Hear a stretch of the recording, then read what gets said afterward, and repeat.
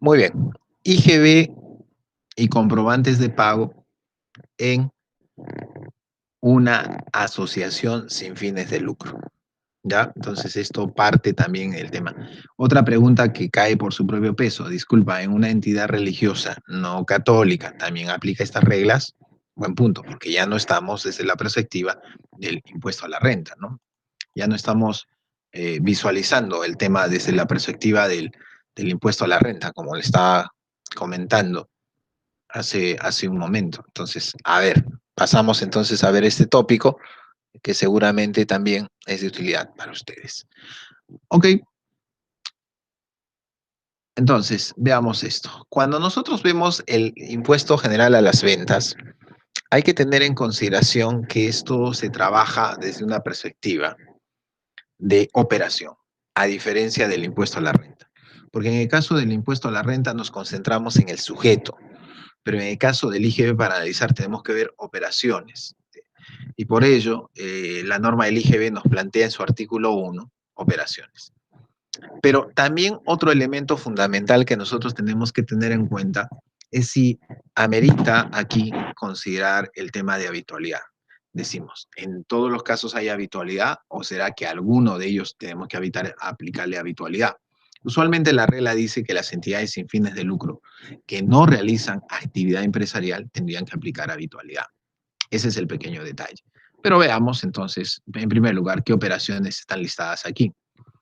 El IGB no es que grabe todas las operaciones, no. El artículo número 1 nos hace una precisión acerca de las operaciones que son consideradas acá. Veamos. Primero, la venta en el país de bienes muebles. Segundo, la prestación o utilización de servicios en el país. Tercero, los contratos de construcción. Cuarto, la primera venta de inmuebles que realicen los constructores de los mismos. Quinto, la importación de bienes. Estas operaciones son las que estarían bajo el ámbito de aplicación del IGB. ¿Ok? Pero en el caso de una asociación sin fines de lucro, ¿cómo es la cosa? Mira, ¿está o no la habitualidad? Es lo primero que tenemos que entender. ¿Está o no la habitualidad? Si estamos en una asociación sin fines de lucro, o por ejemplo me dicen en el caso de una entidad religiosa, me dicen, son personas jurídicas. Las personas jurídicas las regula el artículo 14 en el texto único ordenado de la ley de renta, pero esa definición solo es para renta, no es para IGB, detalle importante. Bien, entonces nos dice, las personas jurídicas que desarrollan actividad empresarial, persona jurídica que desarrolla actividad empresarial, de frente, está grabado con IGB, de frente, salvo que lógicamente esté con un bien o servicio que esté en un determinado apéndice. Entonces, la habitualidad, ¿dónde calza? O sea, la habitualidad, ¿dónde está? ¿En qué casos nosotros tenemos que tener en cuenta?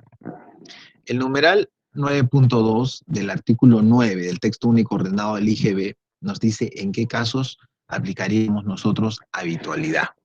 ¿Ya? ¿En qué casos nosotros aplicaríamos habitualidad? ¿Y qué nos dice acá? Tratándose de una persona natural, una persona jurídica, una entidad de derecho público, privado, sociedad conyugal, etc., que no realiza actividad empresarial, por ejemplo, en el caso de una entidad religiosa, en el caso de uno católico, lo usual es que no realice actividad empresarial.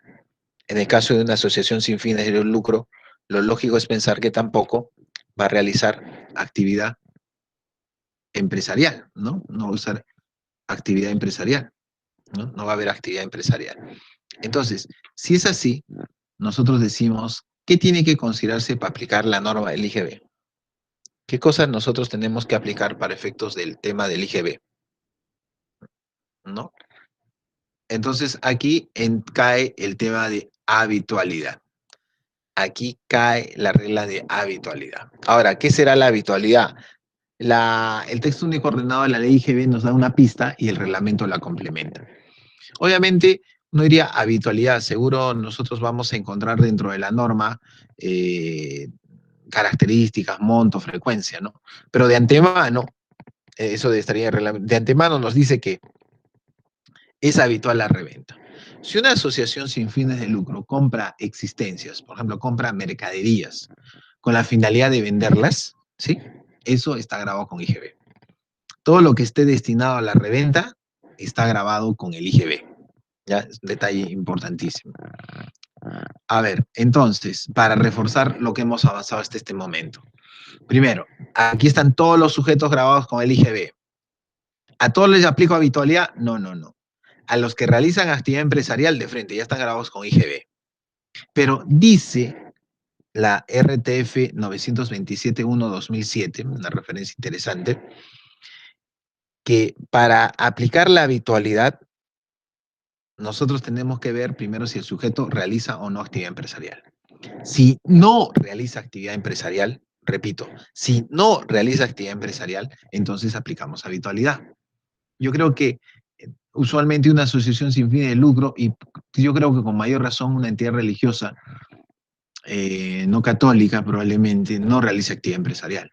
Por lo tanto, para ver si está grabado con, no, o no con el IGB, nosotros tenemos que echarle un vistazo a qué es la habitualidad. Ya te dije en la ley que la habitualidad decía la reventa. Y ahora veamos qué nos dice esta resolución del Tribunal Fiscal. Nos dice lo siguiente. Las personas naturales o jurídicas que realicen actividad empresarial son consideradas sujetos del IGB. Totalmente de acuerdo.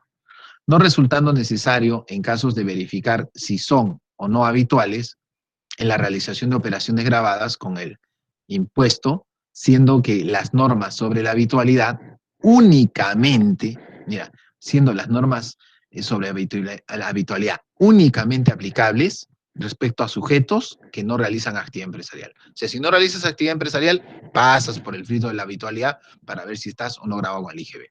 Por ejemplo, es el caso de una municipalidad distrital, provincial, un organismo no gubernamental, ¿no? De acuerdo a las RTFs. Entonces, moraleja, que el sujeto no realiza actividad empresarial. ¿Cumple esa variable? Sí. Entonces empezamos a calificar habitualidad.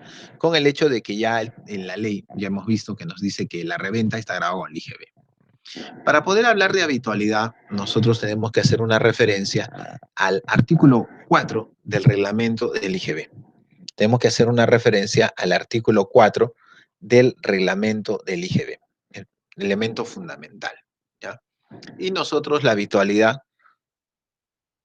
la vamos a revisar desde la perspectiva de los bienes o de los servicios. O sea, ahí está, desde la perspectiva de los bienes o desde la perspectiva de los servicios. ¿Ok? Bien. Entonces, veamos primero la habitualidad en bienes. ¿Debe ser un número de veces? No, no, no es así. Mira, dice, en el caso de las operaciones de venta, bienes, dice, se terminará si la adquisición o producción de los bienes tuvo objeto su uso, consumo, su venta o reventa. ¿Ya? En el caso de que yo tengo bienes que los tengo para venderlos o para revenderlos, esos están grabados con el IGB de antemano.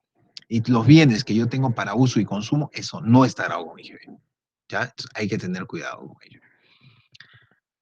Más allá que nos diga debiendo evaluarse en los dos últimos el carácter habitual, dependiendo de frecuencia y monto, pero no nos dice número de veces, ¿no? Entonces hay que tener cuidado con ello. Ahora, ¿qué pasa en el caso de servicios? En el caso de servicios no son número de veces. En el caso de servicios nos dice, siempre se considerarán habituales aquellos servicios onerosos que sean similares a los de carácter comercial. Por ejemplo, si una asociación sin fines de lucro realiza una asesoría,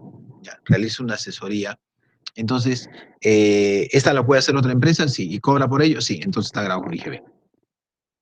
¿Ya? El alquiler de un local, está grabado con IGB, de antemano está grabado con el IGB. Así, aunque sea única una vez, si la hagas una vez, ¿por qué? Porque un privado lo puede hacer también, lo puede hacer en cualquier momento y cobrar por ello. Entonces, es habitual, hay que tener cuidado con ello. Entonces, en resumen, nosotros podríamos decir que el numeral 9.1, es decir, de frente te graba IGB a aquellas asociaciones sin fines de lucro que realizan actividad empresarial, ¿no? A las que realizan actividad empresarial. Y la habitualidad, ¿a quién le pegaría? La habitualidad sería para aquellas personas naturales o jurídicas que no realizan actividad empresarial, ¿no? Y entonces ahí vemos los criterios que te he comentado hasta ese momento, ¿ya? Que hay que tener muy en cuenta dentro del esquema que nosotros estamos visualizando aquí.